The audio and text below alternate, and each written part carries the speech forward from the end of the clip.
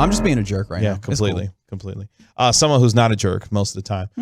You can go to find him I kid. on Twitter. He is a budding Fox television star. TV star. You can find him on Twitter at David Helman _. He, of course, is Fox Sports' David Helman. David, what's up, man?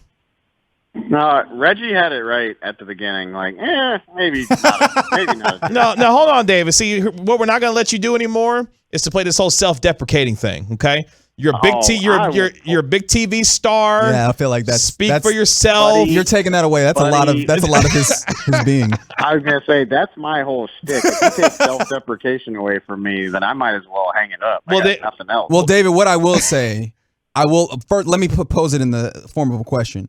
Who got to choose your clothing? Was that you, or did you have somebody there that gave you some stuff?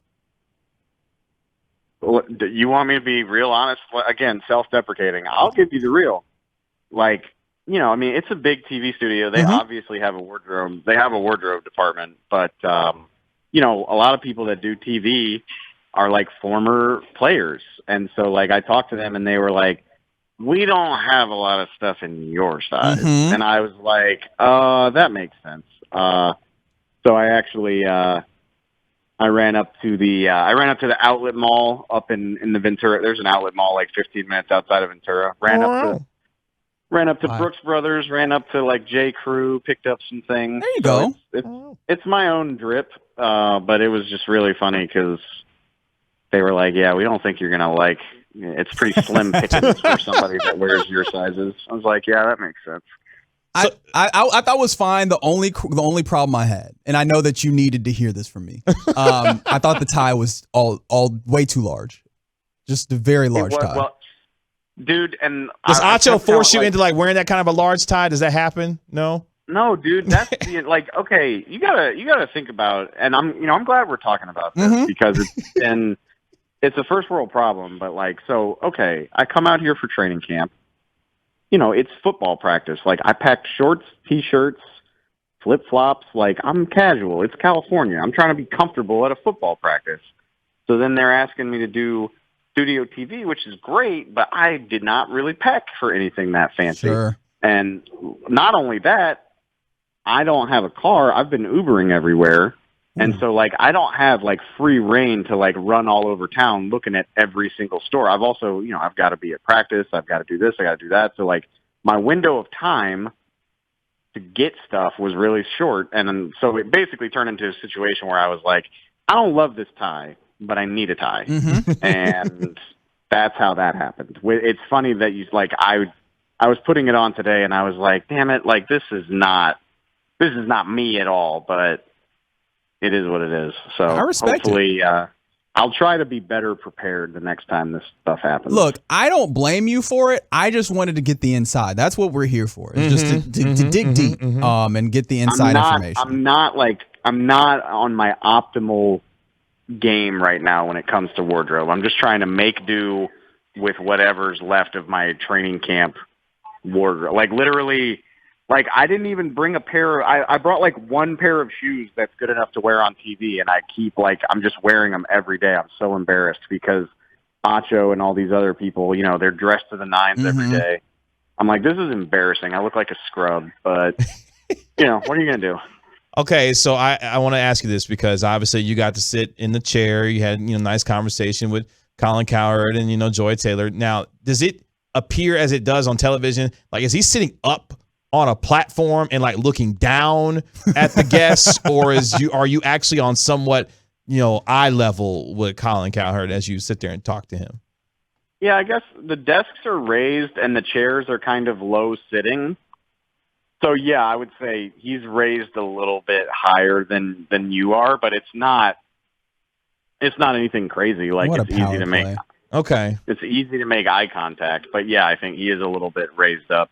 Okay, I was just making sure because I was like, did he do that on purpose? Like, he purposely looks for sure down on his guests as he's talking. Yeah, no, it's them? definitely a subconscious thing to make sure that you remember who's top dog. And finally, before we get back to Reg, are you comfortable with the title Fox NFL Insider as opposed to Fox Cowboys Insider? Like, Fox. Wait, did they call him the NFL It Insider? says Fox Ooh, NFL Insider. That's what I'm saying. You got Like, already. are you making your way to Jay Glazer type, levels here? Is that where we're going with now? Yeah, I don't know about all that. But like, that's what your title bar says. It says Fox NFL Insider David Helman. So, I didn't know if you were, making your way up that ladder there. They sign the checks, so they call the shots, and I'm certainly not going to complain about a more official-looking lower third. That's for sure. All right, so I've already spent a lot of time doing nonsense in this interview, and I would like to do just a little bit more nonsense if you'll allow me. How long? How long do you think, or how good of a friends do you think you can make with the producers to where we can get that lower third to say, "Hey, Delman"?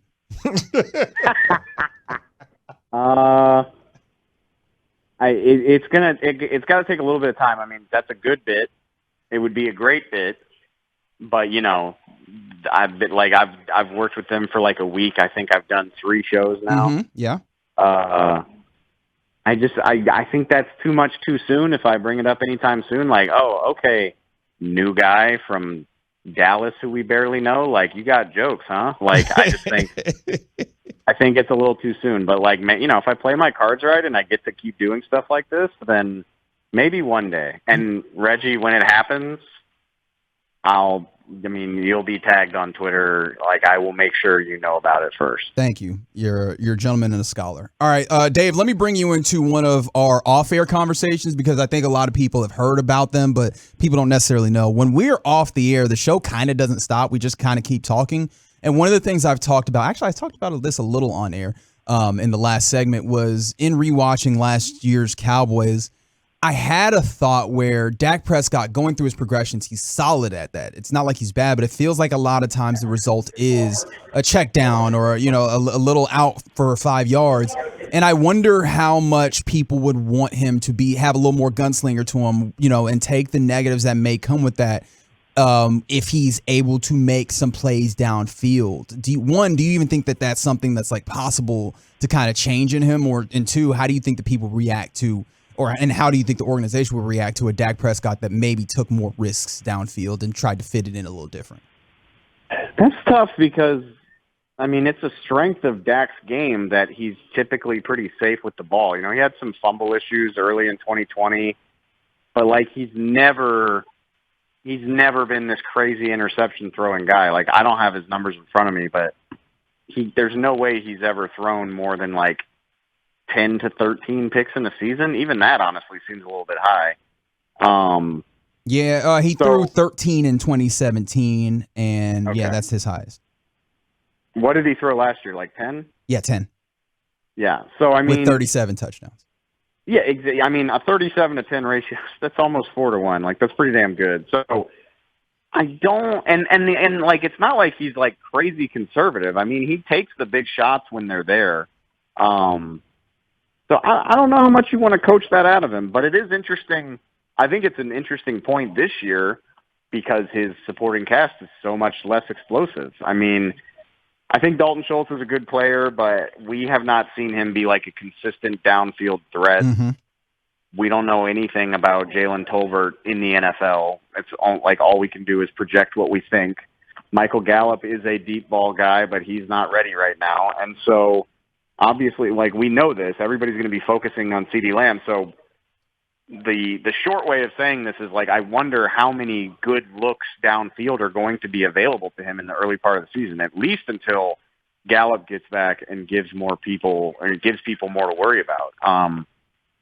So I guess what I'm saying is, at the very least, I don't think right now is the time to try to change that. I think you at least want to wait until he's got a little bit more dynamic of an offense to work with. David, we've talked about how concerning we feel about this offensive line. From what you were able to observe in your time in Oxnard and watching this team so far this preseason, how concerned are you about this offensive line, especially after what happened today as well? I am concerned.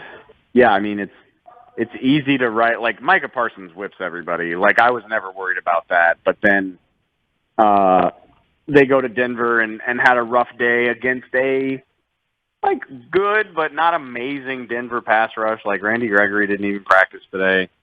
Bradley Chubb's good, but probably, I think it's fair to say, hasn't really lived up to where he was drafted. And they still struggled. I just filed it like an hour ago. I don't think it's even online, but I just wrote sort of a preview piece about this Denver game. And we all know, like, Tyron Smith's not going to play.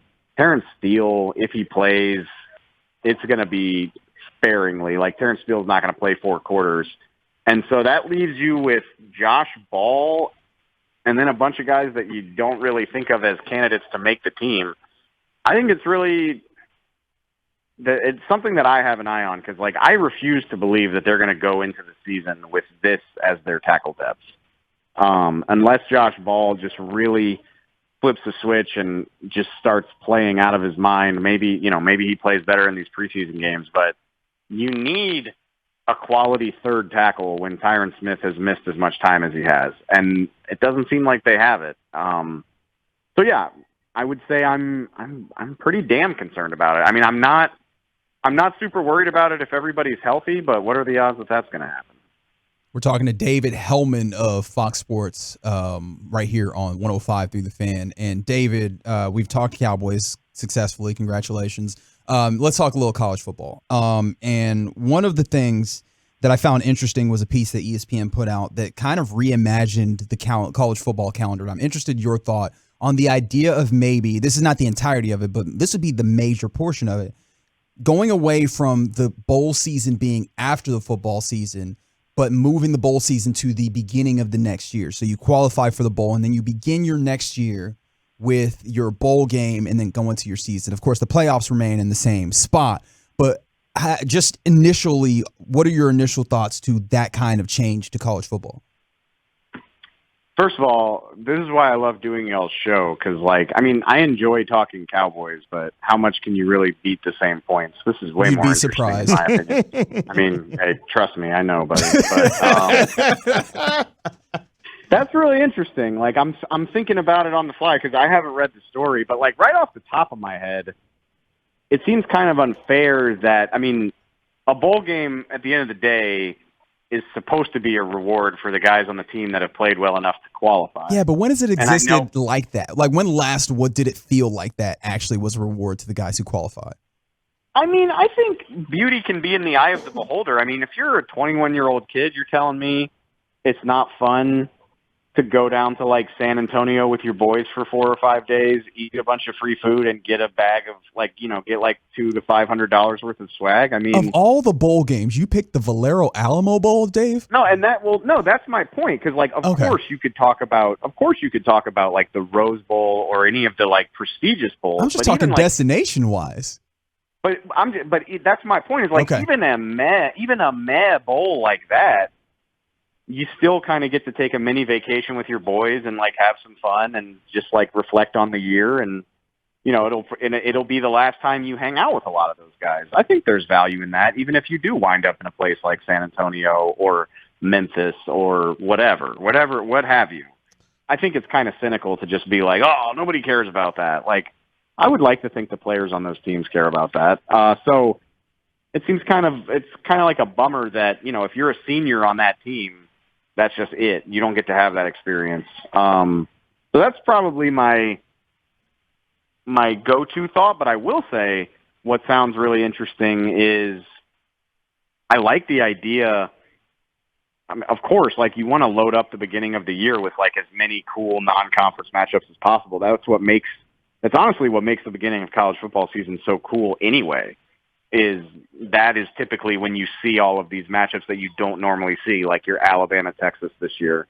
So, I mean, it sounds cool to have more of those at the beginning of the season, but I think I would argue that most teams already do a good job of that. So, yeah, I know, like, the playoff has kind of hurt bowl season, but, like, it seems like everybody's in such a hurry to get rid of it, and maybe I'm just a football junkie because I'm like, what are y'all whining about? Like, we still get seriously though, like, if you love football, like, who is upset about having a college football game on every night from, like, December 15th until the day after New Year's? Like, who are all these people that are mad about that? They're like, oh, who wants to watch Miami play Wisconsin in Orlando on December 28th. And I'm like, me? I do. I want to watch that. Hold on, Dave. Now, wait a minute. Real so you sicko mean behavior. you're stopping down to watch the That's San right. Diego Credit Union Poinsettia Bowl? Is that good name drop? Is that what you're out here doing? Yeah.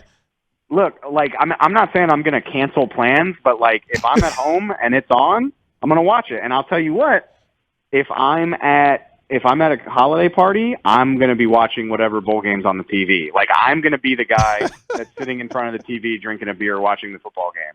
Or if I go out to a bar during bowl season, I'm going to be standing under the TV watching like, I like watching football. I don't really give a damn what it is. So, yeah, like, I think it's, like, and by the way, even back during the old model, only, like, 1 or 2 bowl games affected the national title outcome. And so, like, bowl games have always been this meaningless. I think it's just the playoff has given more teams a hope for more. You know what I mean? Oh, man. So, you just said a point that makes me want to talk to you for, like, 10 more minutes. Because I really do contend with that. But, like, it's just for, like, more, like, now that it's a little bit more realistic that you have a shot to play for the national title, everybody's just lost their minds. Where, like, maybe I'm just a nerd. Of course I want LSU to be in the playoff. Of course I want LSU to win national titles. But if LSU's playing Texas Tech in the Valero Alamo Bowl, I'm going to watch it, and I'm going to be excited if they win. Like, I just like college football, and it's kind of annoying that, like, people, it's just become such a zero-sum game. Like, the idea that it's playoff or bust, like nothing else matters. It annoys the hell out of me, to be honest. Dave, we'll have more of these conversations here in like a month, I'm sure. Can't wait.